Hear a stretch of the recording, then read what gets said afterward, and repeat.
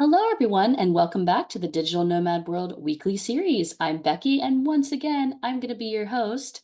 And once again, for those of you who are big fans of our show, we have Taylor Yona back with us. We last interviewed her 1 year ago. Taylor, welcome back to the show.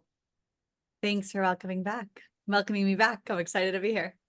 Yeah, it's so great. So the last time, for true fans, they may Yeah. remember that I interviewed you when you were in the desert of Morocco, and that was a very Yes. interesting place to interview someone.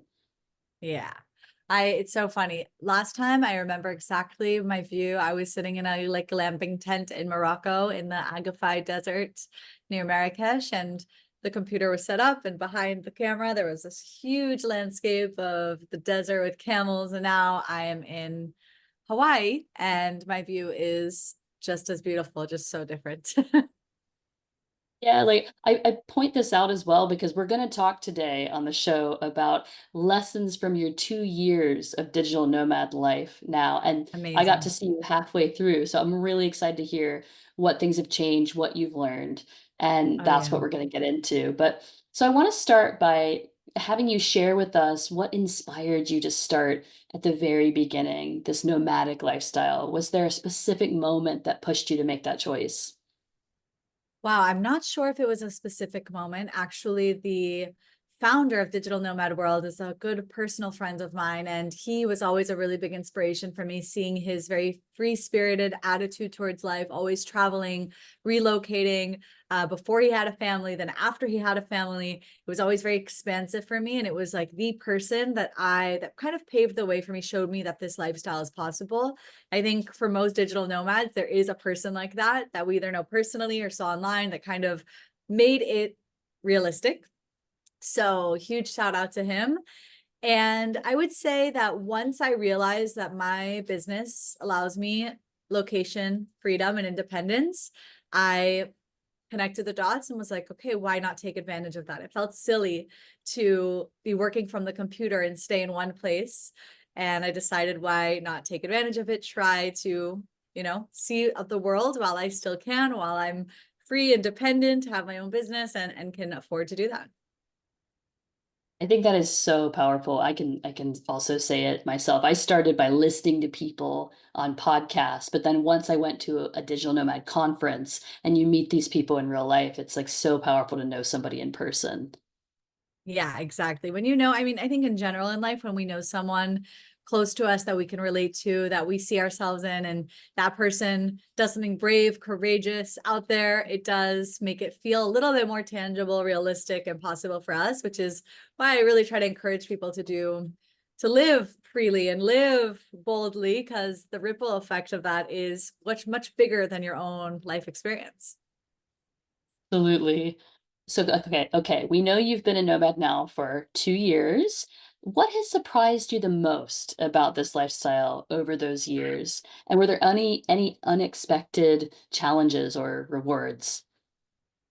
Yeah, I think that first of all, I think it's really romanticized and made to be easier or, more pleasant than daily life. And I think that as you mature, as you get older, as you live any kind of lifestyle, you realize there's advantages and disadvantages to every way and form of living. And when there are advantages and disadvantages in all of the different forms of living, then you start to realize, okay, it's not all sunshine and roses. It's not just what we see on Instagram. And even on Instagram, people do show the negative, difficult parts of traveling and stuff. But even then, they do it in a way that's pretty lighthearted. When you're in those experiences, it's not so easy. And I think that for me personally, the biggest thing was realizing that you have to have some sort of stability in life to maintain overall well-being.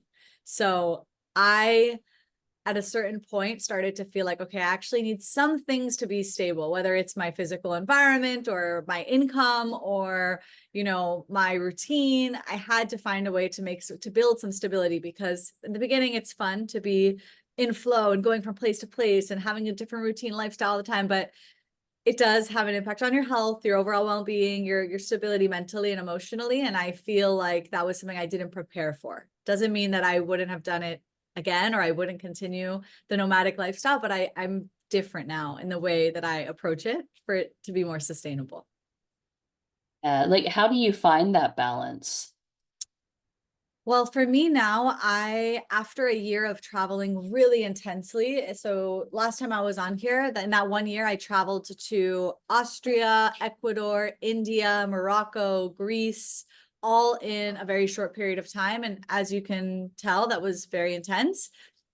After that came to an end, I said, you know what, I do want to try an exciting new different location, which is why I'm in Hawaii now, but I am here for a longer period of time, which I think feels more natural for me. It has served me. And I think another thing that has helped is finding stability of income. So before I was doing a lot of freelance work that wasn't as consistent. I would get a client here, a client there, launch a group here, there. So I didn't have the security, the financial security that was a regular base income that I knew I could rely on to survive.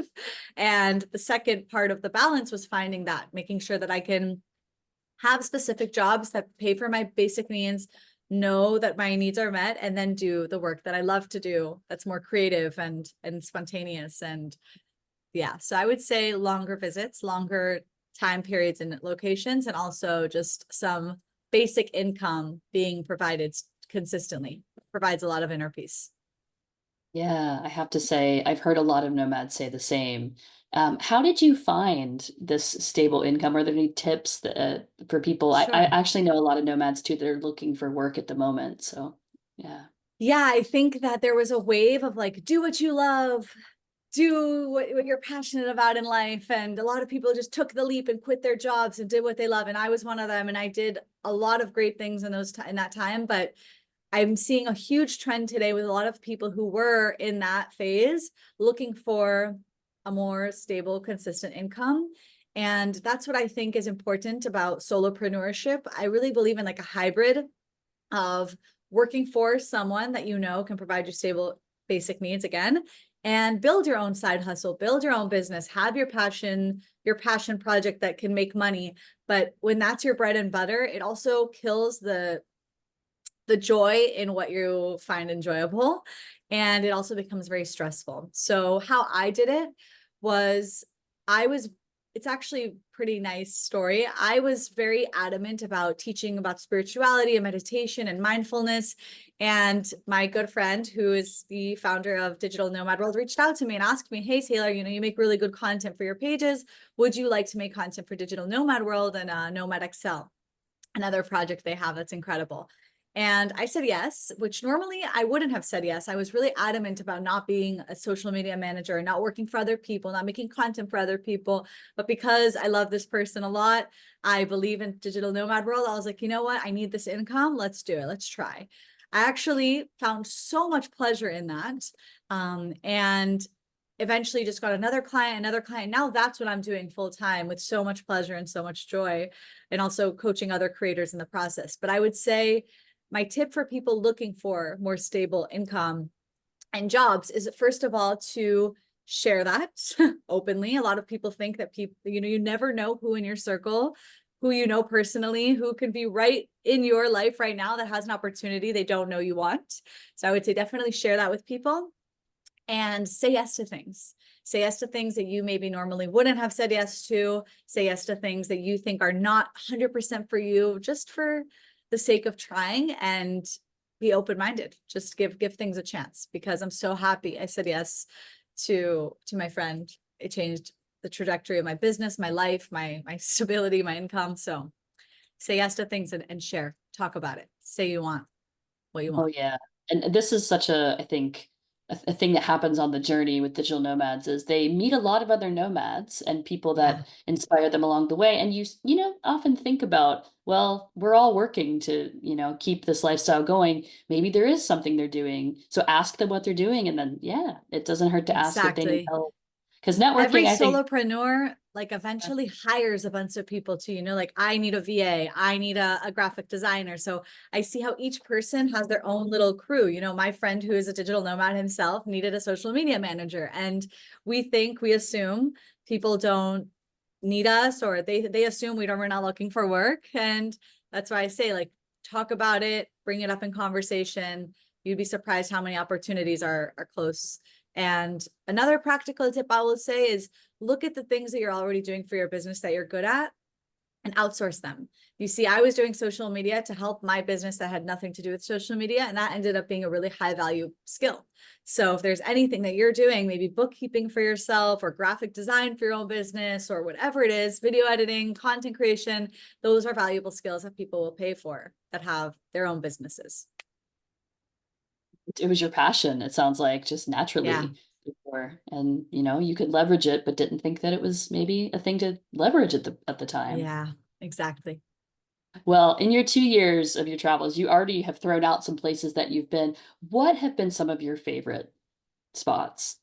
I would say my favorite place I've been so far is Greece. I'm biased. My partner is from Greece, so definitely got to experience it from the most local and authentic perspective and lens. And I think that Greece is just one of the best countries I've visited in the world in terms of the people, the atmosphere, the culture, the history, the vibe, everything about it is like my favorite place. I hope to be back soon in Greece, and that would be my number one by far of all the places. I'm thinking of Mamma Mia and this, like, idyllic Yeah, island. Don't know if exactly. you're Exactly like from Mamma Mia.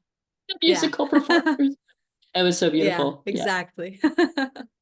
That's exactly what you should envision. And not the main touristic places.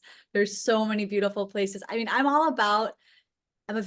really appreciate simple things. And I think when you start to travel, you realize how many places have quality of simplicity for cheaper, which I really value. I don't believe that you should spend so much money to have a nice time somewhere. And that's one of my favorite things about Greece is that not only is it by far objectively one of the best countries I visited, it was also one of the most affordable, which is a great combination. I'm curious. So some people say, don't do what you love as a job. Right. And I'm wondering, like with travel, because digital nomads that we travel so much, it's part of our lifestyle. Do you ever worry that being a digital nomad is going to make you get tired of travel and like it's going to lose its Mm. joy that it gives you? Well, that's why I think what I think ended up happening when I started to lose the joy in traveling, I just stopped traveling. And I think that being a digital nomad is not only a lifestyle, it's a mentality. And I think that what I'm learning is that I don't know where I'll live for the next 20 years. Okay. I've kind of made peace with the fact that once I've opened the box to being a digital nomad and traveling and moving and having, location independence for my business, that it's very hard to commit to somewhere long term, like our parents did or our grandparents did. They have they never even thought about if they relocated. It was a huge deal. They moved to another place. They stayed there for another 20, 30 years. So for us, it's once you open this way of life and this way of thinking, it's very hard to commit to somewhere forever. So for me, I consider myself a digital nomad still, even if I'm in Hawaii for a year now, and even if I'll be in Hawaii another year, because I don't know where I'll be after. And I think that once you own the title and the identity of a digital nomad and you have the circumstantial ability to live that way, you get to decide how often you move and travel and experience different places. It doesn't have to be so intense. It could be for longer periods of time. And for me, if I get sick of traveling, I stop traveling. If I feel the itch to start traveling again, I'll start traveling again. I think it's about following your own rhythm in the intensity and the frequency of movement. How do you define like keeping that title of digital nomad? Like you said, when you're not traveling, maybe you haven't traveled for a year. Because for me, I feel like I still know that I don't have to go into an office and do a 9 to 5. Yeah. That to me means that I still have the freedom to move when I want, even if I'm, let's say, paying a mortgage, which I actually am in Lisbon. Yeah. I own an apartment Wow. here. And I'm a hybrid. I'm in a hybrid situation right now, but I still Right. feel this freedom because I know that the boss isn't expecting me tomorrow at 9 at my desk. How about you? Exactly. I think I would say the same. I'm a huge, big on freedom. Okay. I'm very big on freedom. And for me, just knowing I have the freedom is enough. I like to have the ability to do it if I want to. at the moment, it really serves me to stay in one place. It serves me to have stability in my environment, my routine, my lifestyle. I love where I am, and I'm not going to force myself to move just to say I am a digital nomad, you know? I like knowing that in any given moment, I can relocate or temporarily go somewhere. Or let's say I want to try living in New York, I can go for 3 months and sublet somewhere and live there. And that to me is what gets me really excited about building this life the way I have, so that I can travel and work and do what I love and be anywhere that makes me happy in the world, whether if it's for 5 years, for 5 weeks, or forever. Where do you think, like, where do you see your future as a digital nomad going with this now that you're at the 2 year mark? Because I'm not sure when I think about like some offices are demanding people come back to the offices. There's like less Yeah. flexibility, it seems, but also like there's so many things that go on around the world that make you kind of, happy that you're able to move and find work somewhere else. And so I don't Yeah. know if it's going to move towards more and more flexibility or we're going to keep people, more and more in our sites at the office. Like, where do you think this is going to go for you and also for the whole, trend of digital nomad life? Yeah, so I'll talk about the trend first. I think that people who are working for big businesses or for corporations or for a company, I can see the benefit of meeting in person. I think that they've actually shown, like by with research, that people work better when they actually see each other face to face. And I wouldn't be surprised if that's what ends up happening, is these companies start to get people back in the office to work together, talk with each other. And I don't think that's necessarily a bad thing. As much as I love the digital nomad life, I think we really need community. We need to be social. We need a reason to leave our house. Like that, it's not for everyone, being in solitude and working from home and never having really a reason to get dressed and put shoes on to do work it can be very challenging. So I don't think that's a negative thing. I think that will happen. But I think that for the people who have their own business or are freelancers or are creative entrepreneurs, I don't see it changing anytime soon, because of course you're your own boss and you get to decide. So I think that if you are someone who wants to continue the digital nomad lifestyle and you've recognized that it's for you and you're afraid that your company is going to start making you come into the office, start building something on the side that can allow you to transition into doing your own work, being your own boss, freelancing your skills for different businesses that are remote. And for me personally, I don't know. I really take things day by day. I really take things, I really try to not think too far ahead, because anytime I've made plans in life, I've found very quickly that life doesn't go as we plan. So I try to hold my plans very loosely, but I can imagine myself living life long term between like two locations that I really love for different reasons. I have family in Israel. I have a partner who's from Europe, but I also have my family in America, my primary family. So I could really see myself living like a life where I live half of the year somewhere, half of the year somewhere else, or for long chunks of time, having the ability to live a year here, live there, a year there. That's how I see it developing in the future. Like I said, less frequently, traveling less frequently, but being able to have that freedom to really get the best of both worlds, be where I feel best, and avoid certain weather conditions that I find unbearable. Guessing the cold since you're in Hawaii. Exactly. I'm not made for this. Skin was never intended for the cold. Oh, yeah. Yeah. I'm curious, are there any places, so you mentioned Greece, are there any places or experiences that in these 2 years were life-changing for you, where you felt you learned the most about Whew. yourself? Wow. I would say the place that was the most life-changing, where I learned the most about myself, two places I would say, but for the number one would have to be India. I went to India. It sounds super cliche to say, but it's actually not for the cliche reasons. I went to India because I was super into spirituality and I wanted to study meditation and really immerse myself in the culture and understand the origins of the things that I was teaching in my groups and online and everywhere. And I had a really, really, really negative, I don't even want to call it negative because it's so meaningful, but a very challenging, scary experience that really showed me how brave I am for even putting myself in that situation, getting through it, and just being in a culture that's so, so, so unfamiliar to anything I ever knew and anything I've ever seen. And traveling there alone was such an expansive, transformative experience for me. I think that everyone needs to visit India once in life. I really do think that. I think it's a different place completely that is mind-blowing, and there's no way you leave and you don't leave different. So for me, spending a month in India was super life-changing, really eye-opening, and humbling, honestly.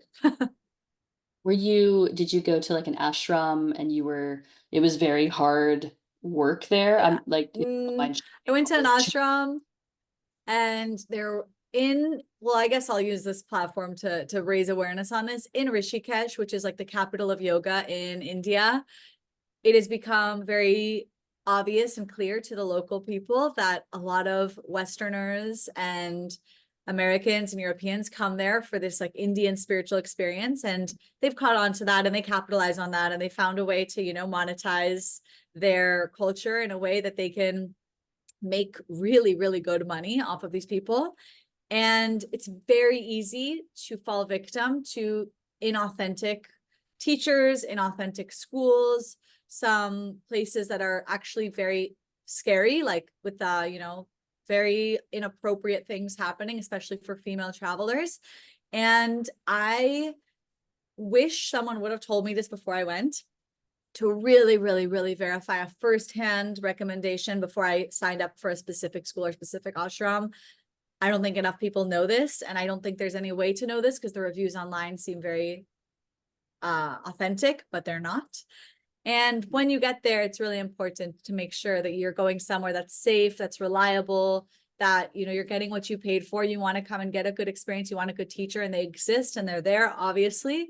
But a lot of them, the majority of them in Rishikesh today, unfortunately, it's sad, are scamming people. And yeah, I just wish more people knew that. So I'm happy I'm saying it here. And that's just what happened to me. I kind of fell into this experience that I needed, honestly, that helped me learn a lot. The way I learned what I was meant to learn, not what I thought I was going to learn. But yeah, it was an experience that was a little bit frightening and strange and just bizarre. And I learned my lesson.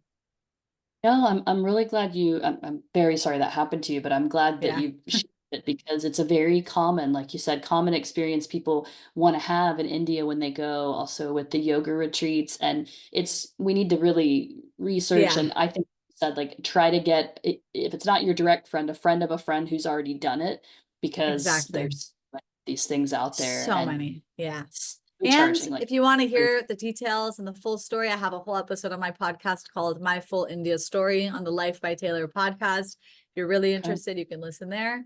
It's just too long. We'll put a link. We can Yeah. put a link in the Yeah. description. Sure. Awesome. And was there any other place or experience that you feel really changed you Well, after I was India? offered this free trip to Ecuador before India, and I said yes to that, which was very Wow. strange because I didn't know anyone there. I didn't know who was going to be on the trip. It was like this influencer trip, but it was like all South American influencers and me. It was like the randomest thing ever. They like held a giveaway. My friend won it in Israel. They wanted an Israeli. They wanted people from different parts of the world, and he couldn't go. He recommended me last minute. I had to agree to go, and I never felt a pull to South America. I don't know why. I always felt more pulled to Europe or Asia. And I'm really happy that I said yes, because I met some of the best people I know till this day on this trip. They're people who I hold so near and dear to my heart. And being in an experience with people I don't know and in a place I've never been, and this really unfamiliar thing, this place, and whatever, the whole circumstances were so bizarre and strange that I let myself be a version of myself that I normally am not.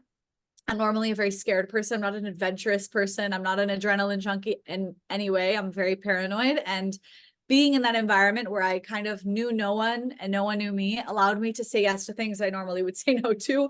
I climbed a volcano and I did river rafting. I did these things that I truly would have never done before. And I'm really happy that I went. I'm really happy that I said yes to all those things. I don't know if I would do those things again. They were very scary, but I enjoyed the which I think a lot of people enjoy in travel. When we say yes to things and we go places alone, we let ourselves kind of jump head first, we discover different versions of ourselves that we wouldn't have discovered otherwise. So I would say Ecuador, very special experience for the people, for what I did there. Also, the country was really beautiful. Actually, we got to go to the Amazon rainforest. It was amazing. So Yeah, yeah, and I think Ecuador. you've touched on something that, it changes as you go in your digital nomad experience, but the ability to, be a different person, try a different side of yourself. And it's Yeah. interesting, I don't know if you found this, as I was a nomad longer, I started meeting up with nomads that I'd met in other places again and again. Cool. And so it became harder and harder for me to go to places where I knew no one. And that is a different experience. I don't know if you've done it like this, or maybe if you're Yeah. traveling with, it depends on the groups that you're traveling with, but I wanted that sense of community and I started to try to find it by going to digital nomad hotspots. But Right. sometimes, and I don't know if you feel this, I feel the urge to get, back to a place where I know no one so I can No see one. Yeah. who am I now after these experiences I've had. Right. Yeah. I haven't had the experience yet of really getting to see people that I met in my travels in other countries. The idea of that really excites me. I'm in touch with all of them online, but I go to very random, strange places that have nothing to do with each other. So they don't end up in the same places. And me, I could see how that could happen though, if you're like in a certain region of the world or in more mainstream digital nomad locations. Yeah. Yeah, hey, we all have our own experience, but yeah, just Yeah. some trends I've noticed as my For journey has sure. continued. I wish I could see my friends from Ecuador and Hawaii and my friends from Austria and Morocco. Like that would be really cool. All right, well, I am going to move into a lightning round with you, Taylor. Let's I'm go. curious what you're gonna tell me here. So, what is one thing that you wish you knew about being a nomad before starting your journey? What is one thing I wish I knew about being a nomad before starting my journey is that things not going your way are the way. So that Nice. is the way. Things not going the way, that's the way. So not letting that get to you and just realizing that that's actually what you signed up for. I love that. What's one thing you personally cannot live without while traveling?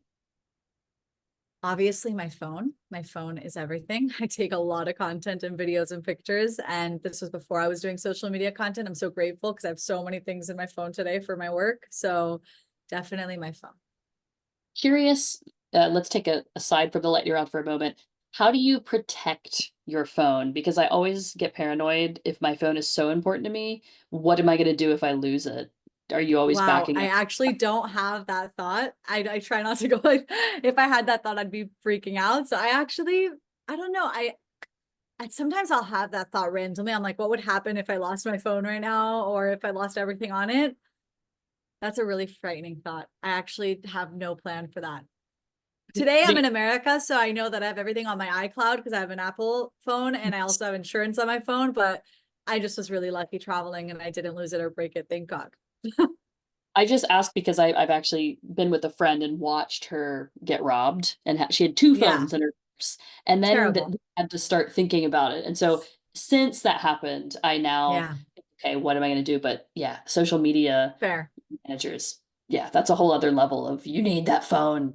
Yeah, that would be really scary. That would Okay, suck. planting a seed. I don't want you to be thinking Mhm. about that, Yeah. but backup plan. No, it's good to know. Good to have a backup plan always. Okay, question three, lightning round. What's your favorite travel book that inspired you? Ooh, my favorite travel book. I don't think I've really read a travel book, but I've read a lot of spiritual books that have helped me follow my intuition to travel, believe in myself, travel in that sense. So I would say, I'm going to just say my favorite book is The Untethered Soul. And I think it does apply to traveling, being untethered, especially as a digital nomad. You're not tied to anything. And that those types of books really helped me follow the inner calling to be a nomad, the belief in myself that I can live the life I want, really allowed inner freedom so I can experience outer freedom. Love that. That definitely applies. Yeah. Um, okay, next question. If you were speaking to someone interested in starting their digital nomad journey, but they're feeling afraid, what would you tell them? So me in the past would say, just go. Me today would say, well, first, I'm uploading a post this week on the Digital Nomad Instagram page. You'll probably hear this after it's uploaded, but if you go through it, you'll find it. It's called How to Start If You're Afraid to Be a Digital Nomad. And I think it's first making sure securing that you have the means to travel and then choosing the right location to start in. I was super paranoid to travel. I was really afraid to get out of my comfort zone, especially solo travel. The first place I traveled alone was Austria, and it was a really safe start because I knew it's a safe country. I felt safe there. I knew that there's good transportation. I knew that there's good resources. Like there was everything I needed to feel safe going into that experience. I would say really think carefully about the first place you travel and don't be afraid to travel somewhere that's not so exotic and out there and, crazy for your first place. It's okay to have a soft landing for your first location. I love that. I think that is really practical. I haven't heard this answer before, and it's very, very true. Yeah. It all depends. The first place you go is going to also change your impression of solo travel and traveling, I think, afterwards. It's like I built my way up to India, Ecuador. I really took it slow to get to those places. I had to first experience places that felt a little more familiar and safe to me. Yeah, it's the best way to do it, I think. I Is agree. there anything else? So 2 years as a digital nomad, Taylor, is there anything else that you would like to share with us before we go? Anything else I would like to share? I think that not everyone, but I think everyone who has the desire should at least try at some point in life to be a digital nomad. And I think that includes people who have children or people who think it's unavailable to them. Everything is possible. And we've seen it. A lot of people make this lifestyle possible in so many different life circumstances. And I think we owe it to ourselves to try. Even if I end up staying in Hawaii forever, I will always be so grateful to my 28-year-old self, 27-year-old self that had the courage to build an online business, travel the world, see new places, and like really makes me emotional even thinking about it. But like giving myself the permission to have that experience and doing that, I will forever be grateful for that, and never how will I ever regret it. So I think that everyone should at least try. It doesn't mean you have to stay that way forever. There's creative solutions to get out of any situation you think you're stuck in to go ahead and try. 100%. Oh yeah, everything. Well, thank you again for coming on the show, Taylor. It's been a pleasure to hear how things have been going for you.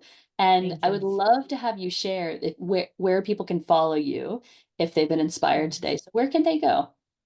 So Life by Taylor on Instagram is where you can find me. And from there, you can see some of the projects I'm working on and the links to them. But I would say just go to Life by Taylor if you want to have a conversation. You can always DM me. And my podcast, the Life by Taylor podcast, I haven't uploaded new episodes in a while, but there are so many good episodes there from while I was traveling. That was my outlet through my travels. It was like my little diary with the world, and people really got to experience my nomad lifestyle secondhand through it. So if you're into, getting more familiar with this way of living and you want to kind of feel like you're doing it without doing it, you can go listen there. Thank you so much. I hope you have a Thank great you. day. I'm jealous you're in Hawaii, Taylor, but Thanks. one Thanks. day I'm jealous you're in Europe. So you person. see, Oh, there's, see, yeah, there's for next us. always advantages and disadvantages to every place. Yeah, just put it on the bucket list, and then I'm Exactly. I'll excited. be there soon. Yes, Yeah. exactly. Talk with you soon. Thank Bye-bye. you so much, Becky. Bye bye.